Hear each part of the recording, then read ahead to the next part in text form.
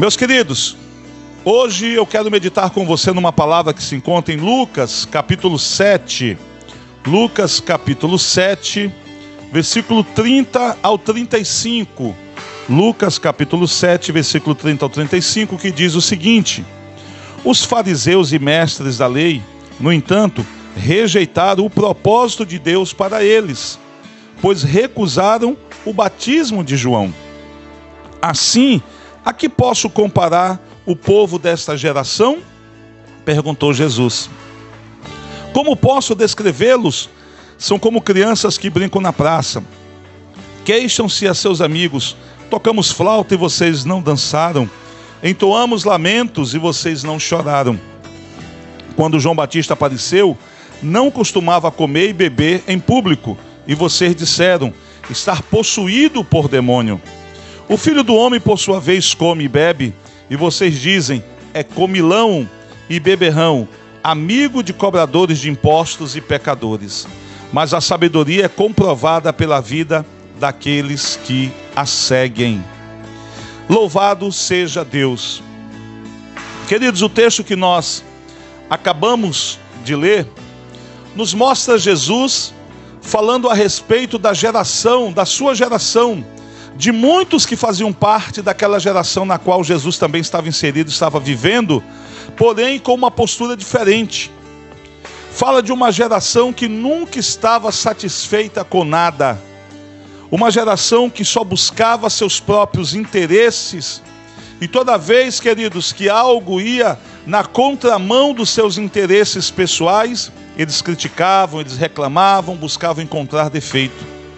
Mas é interessante que o texto começa dizendo assim: os fariseus e mestres da lei, no entanto, rejeitaram o propósito de Deus para eles. Deus tem um propósito para cada um de nós. O problema, queridos, de muitos de nós, é que nós não queremos nos enquadrar no propósito de Deus, porque se enquadrar no propósito de Deus, na maioria das vezes, vai resultar em que a gente vai ter que abrir mão de prazeres, de descanso, a gente vai ter que, muitas das vezes, investir recursos, e a gente talvez não esteja muito afim de fazer tudo isso. É por isso que tem muita gente, até mesmo dentro da igreja, mas vivendo fora do propósito de Deus. É um outro tipo de desviado. Não é um desviado que está afastado de Deus, que está afastado dos caminhos do Senhor, e que se continuar dessa forma, quando morrer, não vai entrar no céu. Mas um desviado que está na igreja, mas vivendo fora do propósito de Deus, vivendo fora daquilo que Deus tem para ele. É uma pessoa que muitas das vezes está na igreja, mas está na igreja por objetivos errados. Está com um foco, queridos, errado. Está muitas das vezes na igreja em busca de bênçãos, em busca, queridos, de receber alguma coisa, quando na verdade nós devemos ir à igreja para ofertar, para oferecer a Deus a nossa adoração, oferecer a Deus o nosso coração. A palavra do Senhor é muito clara em Mateus capítulo 11, quando o Senhor Jesus diz que nós devemos buscar em primeiro lugar o reino dos céus e a sua justiça. As demais coisas serão acrescentadas em nossa vida. O problema de muitos é que eles estão olhando só para as demais coisas. Eles estão atrás das demais coisas e não estão atrás do reino de Deus. Por isso é que muitos, mesmo vivendo dentro da igreja, estão vivendo abaixo daquilo que a palavra de Deus garante para eles. Estão, queridos, dentro da igreja como herdeiros, mas sem experimentar a herança a qual têm direito. Nós temos um ditado popular nos nossos dias, que a gente costuma chamar, queridos, essa geração que só reclama, que só coloca a dificuldade, de uma geração mimimi. É uma geração que só sabe reclamar. Não muito diferente daquela geração do tempo de Jesus. Olha só, a Bíblia diz que o propósito de Deus para eles é que eles pudessem ser batizados por João e se arrependessem da vida que estavam vivendo.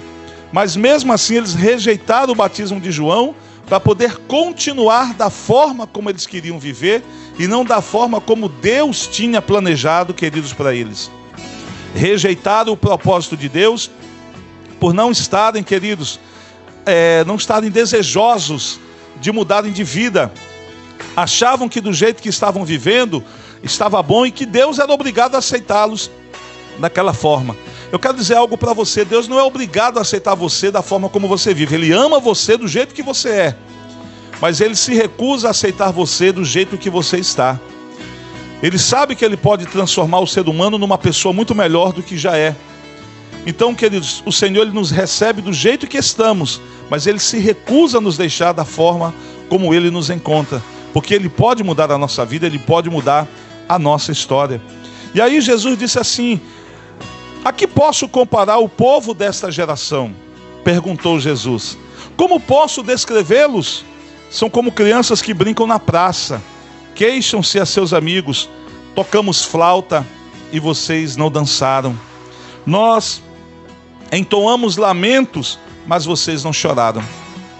Queridos, são aquelas pessoas que você está o tempo todo fazendo alguma coisa para tentar agradá-las, mas elas nunca estão satisfeitas. Vamos brincar de tocar flauta? Bora, todo mundo concorda. Aí quando chega na hora, os músicos se preparam, tá tudo certinho. Aí quando eles vão começar a brincar, alguém olha e diz: não estou mais afim. Não estou afim de brincar isso. Brincar de tocar flauta é chato, não é legal. Tudo bem, então a gente vai cantar umas músicas de lamento, vamos fingir que aconteceu uma morte, e a gente vai cantar aquelas músicas de lamentação que se cantam no velório, da época daquela cultura. E quando todo mundo se preparou para brincar, eles novamente chegaram lá e falaram: não vamos brincar disso não, isso aí é chato também. Seria melhor a gente voltar a brincar de flauta. Ou seja, pessoas que nunca estão satisfeitas. Pessoas que você não consegue agradar, queridos. E nós temos que entender uma coisa: somos nós que temos que agradar a Deus. Não é Deus que tem que viver para nos agradar. Não é Deus que tem que viver para fazer as nossas vontades. Somos nós que temos que viver para fazermos a vontade de Deus, se nós quisermos adentrar no céu.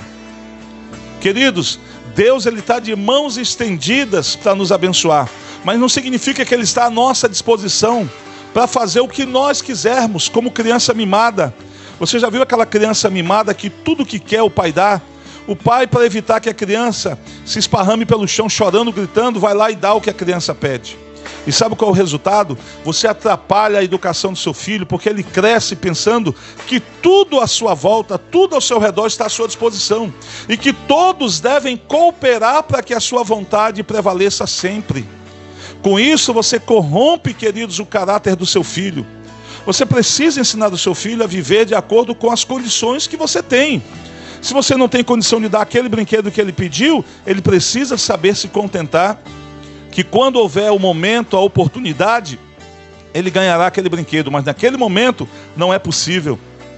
A criança precisa ser ensinada, queridos. Mas nós temos hoje em dia uma geração que nunca está satisfeita com nada. Queridos, a nossa geração, a geração atual, nós vivemos uma verdadeira inversão de valores. Nunca, queridos, uma geração foi tão corrompida como a geração da qual nós vivemos nos dias de hoje. Aonde as coisas erradas tornam-se certas e as certas tornam-se erradas. Aonde, queridos, policial é tido como bandido e bandido é tido como herói. As coisas estão erradas, queridos. Pessoas estão valorizando mais a morte do que a vida. Nós vimos agora recentemente um protesto nos Estados Unidos das pessoas que são a favor ao aborto, aonde uma jovem que já nasceu, que agora que ela nasceu, ela quer que todo mundo morra. Agora essa jovem gritando: nós amamos matar bebês.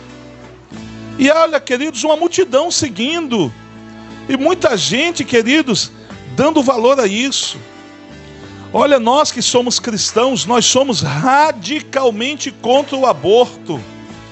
Ah, pastor, mas no caso de estupro, no caso da criança que tem anomalias, queridos, existem tantas opções. A pessoa pode ter aquela criança e doar. Ela pode entregar para uma casa de adoção. Agora, tirar a vida. Recentemente tivemos um caso no Brasil. Uma criança, queridos, com quase 6 meses, foi abortado. É um assassinato, queridos. A Bíblia nos mostra até mesmo que o abortivo ele teve melhor paga, melhor sorte do que nós que nascemos, porque ele não conheceu o pecado. Ao ser morto na barriga da mãe, seja de forma espontânea ou de forma acidental, ele alcançou um lugar de descanso junto ao Pai. As pessoas que hoje lutam a favor do aborto, olha, é pecado tirar a vida de alguém. Vocês podem até, queridos, estar fazendo um favor para aquela mãe. indiretamente vocês também fazem um favor para aquele bebê, porque ele vai direto para o céu. Mas a porta do céu está ficando fechada para vocês, que estão abortando crianças, que estão matando crianças. Queridos, matar uma criança no ventre é tão pecaminoso quanto você pegar uma arma e tirar a vida de alguém. Agora, queridos, a notícia que está correndo aí é daquele policial, daquele servidor da segurança pública. Ele não era, acho que ele era guarda municipal, e só porque ele era diretor local, queridos, tesoureiro local de um partido, sabe? A mídia toda está em cima da notícia, porque a pessoa que atirou nele era a favor do atual presidente, e o que morreu era a favor do ex-presidente Lula. E aí já transformaram, queridos, uma discussão em caso de política. Mas uma vida foi ceifada, queridos. E como as pessoas querem a condenação daquele que matou aquele outro homem, a mesma condenação virá sobre você, que está tirando, queridos, a vida de pessoas, de bebês ainda no ventre da mãe. É o mesmo assassinato diante de Deus. Assim como a mídia hoje, para você ver como é que é a inversão de valores, a mídia hoje quer justiça. Só porque o rapaz que matou o outro é bolsonarista, tem que ser preso. Ele está em estado, em UTI, está muito mal. Se sobreviver, quer que seja preso, porque é bolsonarista, matou alguém que era petista, tem que ser preso. Mas as mesmas pessoas que querem a prisão deste homem são as mesmas pessoas que engrossam as vozes em prol do aborto. Queridos, é desconexo. Como é que você quer que alguém seja preso porque tirou a vida de alguém, e você concorda com o aborto tirando a vida de um bebê? Você percebe que o homem que morreu ainda soube se defender. Ele puxou da sua própria arma e atirou por 3 vezes no seu assassino. Ele não resistiu, o assassino ainda está vivo. Mas e a criança que não tem como se defender? Queridos, nós vivemos uma verdadeira inversão.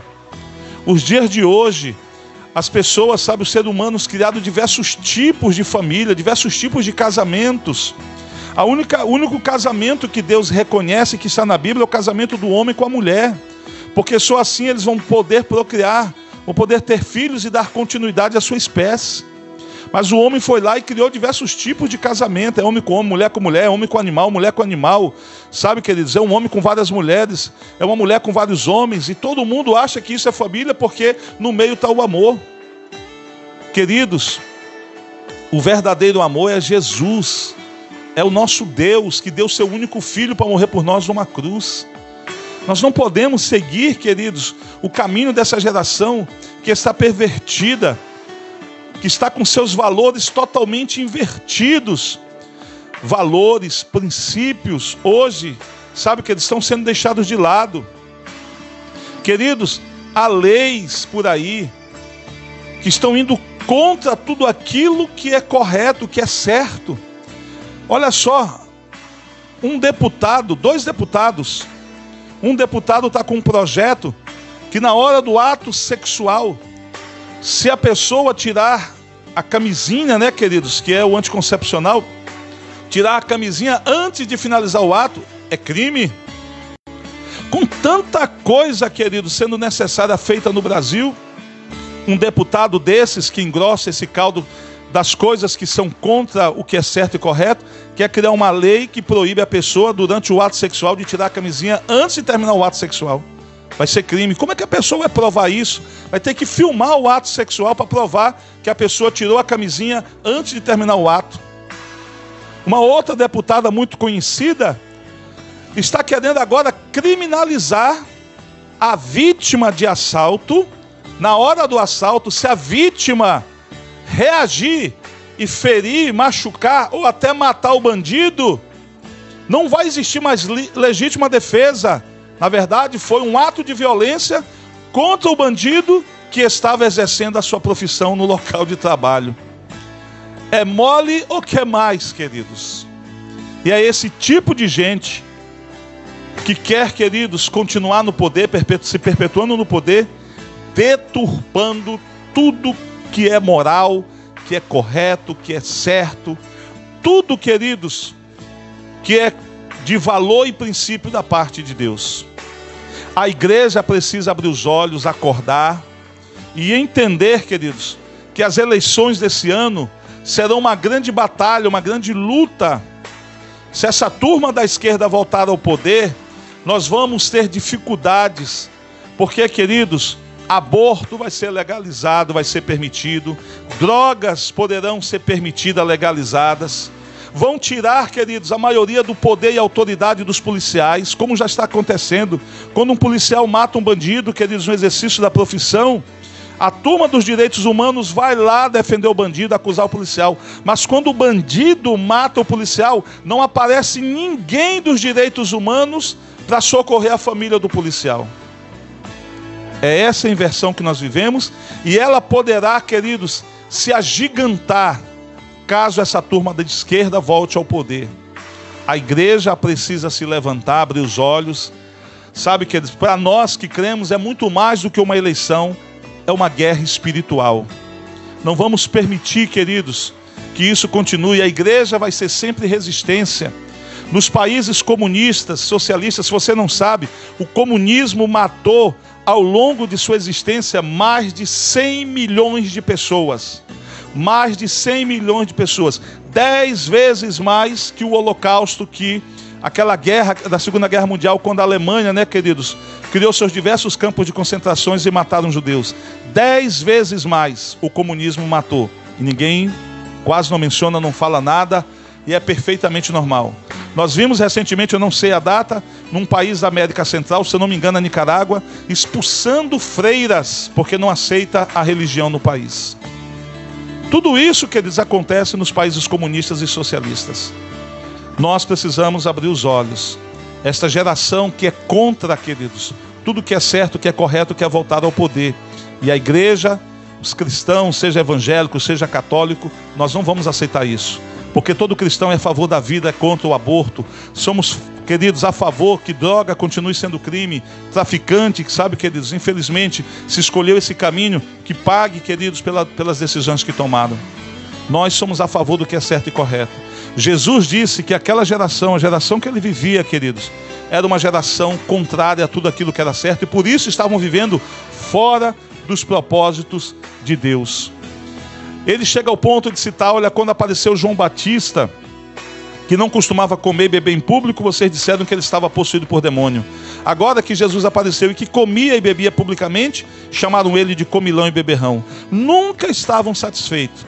Jesus veio, primeiro veio João Batista, chamaram ele de endemoniado, porque não comia nem bebia no meio do povo, vivia no deserto, solitário. Depois, queridos, veio Jesus comendo e bebendo no meio do povo, chamado de comilão e beberrão. Uma geração que nunca está satisfeita com nada. Uma geração que, enquanto a sua vontade não é feita, eles são contra tudo, que não aceitam a opinião dos outros. Nós vivemos em dias, queridos, em que as pessoas podem chamar Jesus de travesti, em que as pessoas podem pegar objetos sagrados da Igreja Católica e enfiar no ânus, fazer orgias sexuais com objetos sagrados da Igreja Católica. Nós vivemos em dias em que você pode chamar o presidente de tudo que você quiser, mas na hora que você se levanta e usa uma palavra contra eles, você é homofóbico, você é perseguidor, sabe, queridos, você é preconceituoso. Existe para nós sempre a lei, para eles não tem lei. Eles podem falar o que quiserem, é liberdade de expressão.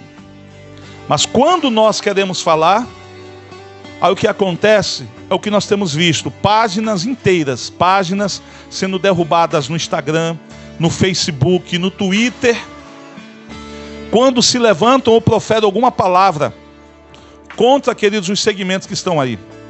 Deixa eu deixar bem claro, eu tenho amigos homossexuais. Respeito a decisão deles e eles respeitam a minha posição. Convivemos, trabalhamos, não tem problema nenhum. Somos amigos, contamos piadas, rimos juntos, sentamos em mesa, comemos juntos. Eu tenho a minha opinião com relação ao homossexualismo e eles têm a opinião deles. Existe o respeito. Em nenhum momento eu faço piadinha pela decisão deles, em nenhum momento eles fazem piadinhas pelo fato de eu ser pastor. Existe o respeito. Mas, queridos, muitos desses segmentos não respeitam a igreja, não respeitam, queridos, os nossos princípios, os nossos valores. e falam o que querem. Nós somos contra, a Bíblia é contra o homossexualismo. A Bíblia não é contra o homossexual. A Bíblia é contra os crimes. A Bíblia não é contra o criminoso. A palavra de Deus diz que o Senhor não tem prazer na morte de ninguém, no mal de ninguém. Antes, o desejo de Deus é que as pessoas se arrependam daquilo que Deus diz que é pecado, e que elas se convertam, e que o Senhor as cure, e que o Senhor as salve. Queridos, eu sou apenas um mero repetidor daquilo que a palavra de Deus diz. Se a pessoa se sente ofendida com uma pregação, é lógico, se essa pregação ela não foi direcionada, se não foi direta e jogada, mas se a pregação ela está baseada na palavra de Deus, a pessoa tem que se chatear contra Deus e contra a palavra de Deus. Queridos, sou contra o homossexualismo, mas amo o homossexual, porque é um ser humano, ele tem direito, ele tem dever, como todo mundo tem. Um dia mandaram uma mensagem para mim e disseram: olha, pastor, a igreja deveria ficar no lugar dela, não deveria se meter em política. Eu disse: filho, então pague os meus impostos. Você paga todos os meus impostos e eu não me meto mais em política. Porque, queridos, eu sou em primeiro lugar cristão, servo de Deus. Busco servir a Deus de coração, viver uma vida sem pecado. Depois eu sou cidadão como qualquer um. Eu pago impostos como qualquer um. Eu pago imposto de renda. Aliás, eu estou pagando imposto de renda até novembro, parcelado, porque eu não dei conta de pagar tudo. Eu pago impostos. Eu pago imposto no arroz, no feijão, na farinha. Em tudo que eu compro eu estou pagando imposto. Então eu também posso abrir a boca e falar de política, dizer que eu estou contente, que eu estou descontente. Pastor, o senhor está contente com a atual situação do Brasil, com o preço da gasolina, com o preço das coisas? Não estou contente. Mas vale lembrar que há 2 anos atrás, aquela turma, os lacradores, né, queridos, diziam: fique em casa, fique em casa. Atores e atrizes, com milhões na poupança, no banco, diziam para você: fique em casa, fique em casa. Quantos pais perderam empregos, quantas empresas quebraram, a economia foi afetada. E agora que nós estamos colhendo o que plantamos lá atrás, muita gente quer arranjar culpados, mas não querem se citar como culpados, quando eles engrossaram o caldo daqueles que diziam: fique em casa.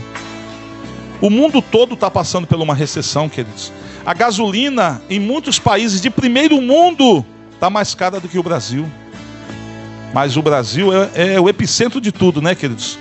Para muitos, para essa geração, para essa turma que está aí, é o epicentro de tudo. Eu quero aqui, queridos, deixar essa mensagem, deixar esse desabafo, na verdade.